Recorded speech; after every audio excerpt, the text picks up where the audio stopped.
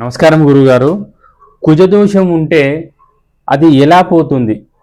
కొన్ని వివరాలు చెప్పండి. నమస్కారం. చాలా చక్కని ప్రశ్న వేశావు. ఈ కుజదోషాల అపోహలు చాలా మందికి ఉన్నాయి. కుజదోషాలు ఉంటే పెళ్లి కాదు అనే ఒక అపనింద సమాజంలోకి వచ్చేసింది. కుజదోషం ఉంటే పెళ్లి కాదనేది ఎక్కడ ఏ శాస్త్రంలో కానీ లేదు. ఎవరైనా కనుక కుజదోషం వల్ల పెళ్లి కాలేదని నిరూపిస్తే నేను దానికి ఏదంటే అది సిద్ధంగా ఉన్నాను. కుజదోషాలు అనేటివి తన మిత్ర రాశుల్లో ఉన్న వారికి కుజదోషాలు ఉండవు.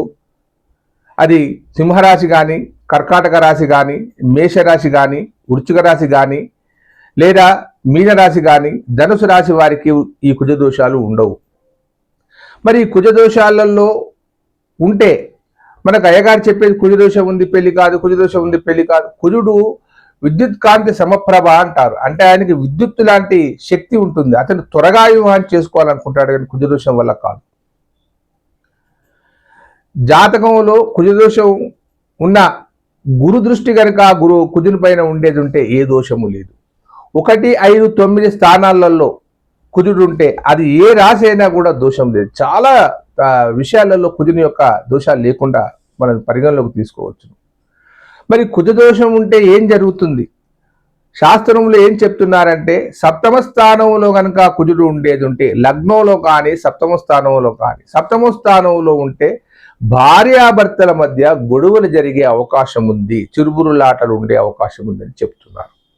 అంతేగాని సంతానం కాదని, వీరు విడిపోతారని, దాంపత్య జీవితం నాశనం అయిపోతుందని ఎక్కడా ఏ శాస్త్రంలో చెప్పలేదు.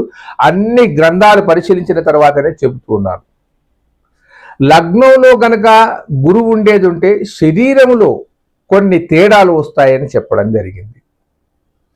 అదే కుజుడు గనక 2వ స్థానంలో కనుక ఉంటే కొంచెం దురుసుగా మాట్లాడతాడని, కుటుంబ సభ్యులతో గొడవలు చేస్తాడని అంతవరకే ఉంది. కానీ దాన్ని ఏదో ఇంత పెద్దగా చేసిన అవకాశాలు ఇక్కడ లేవు.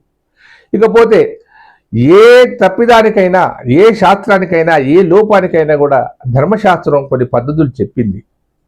కుజుని గనక ఆరాధించి, యంత్రరహిత కుజుని గనక ఆరాధించి ఎర్రకందులు దానం గనక ఇచ్చేది ఉంటే ఖచ్చితంగా జరిగిపోతుంది. ఆ దోషాలన్నీ తొలగిపోతాయని చెప్తూ ఉంది. కుక్కి సుబ్రహ్మణ్యం కానీ, లేదా ఏ సుబ్రహ్మణ్య దేవాలయంలో కానీ సుబ్రహ్మణ్యుని గనక ఆరాధించి నీ కోరికని తెలిపి ఖచ్చితంగా చేసి ఉంటే ఖచ్చితంగా ఫలితాలు వస్తాయి. కాబట్టి ఎర్రని కందులు దానం ఇవ్వడం వల్ల, ఎర్రని వస్త్రాలు దానం ఇవ్వడం వల్ల, ఎర్రని పువ్వులతో మనం పూజ చేయడం వల్ల కుజదోషాలు పోతే వాటి గురించి భయపడవలసిన అవసరం. లక్షల మంది కుజదోషాలనే వారందరూ ఆనందంగా ఉన్నారు. సర్వే జనా సుఖినో భవంతు.